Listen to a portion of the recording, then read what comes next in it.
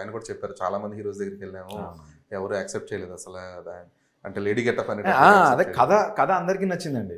కథ అందరికీ ఇప్పటికీ నాకు ఆ హీరో టచ్లో ఉంటారు, మెసేజ్ చేస్తూ ఉంటారు. అదే మన సినిమా డెఫినెట్లీ విశ్వకైతేనే క్రాక్ చేయగలుగుతాడని చెప్పి హీరోలు కూడా మెసేజ్ చేశారు, విశ్వకే కరెక్ట్ దీనికని. సో కథ అందరికీ నచ్చింది. బేసిక్గా అదే ఉంటుంది కదా ఇమేజ్ కానీ, లైక్ ఎంత తీయడము. విశ్వక్ మొన్న చెప్పాడు, తీసేసాక వెంటనే పెరగదు. ఇప్పుడు అంటే షూటింగ్ అయిపోయాక ఈ ఒక 1 month ట్రావెల్లో అప్పుడు మళ్ళీ ఈజ్ బ్యాక్ టు నార్మల్.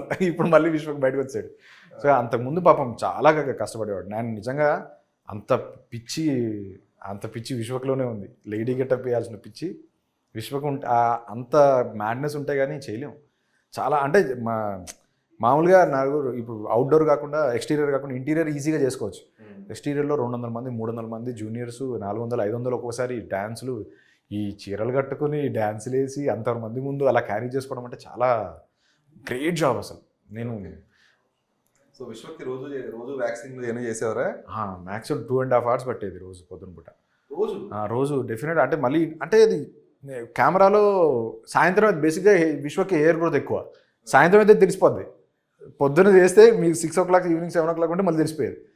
అలా చాలా పాపం చాలా కష్టపడేవాడు. అంతా 4-5 ఉంటారు, ఒకరు కాదు 4-5, ఒకరు హెయిర్, ఒకరు కాస్ట్యూమ్, ఒకరు ఇవి, ఒక నెయిల్స్, అలా చేస్తూనే ఉంటారు ఎప్పుడు చూసినా పక్కన. అంటే షార్ట్ కూడా మామూలుగా సోను మోడల్ షూటింగ్ చేసేటప్పుడు వాళ్ళప్పుడు అంత టెన్షన్ పడక్కల్లా.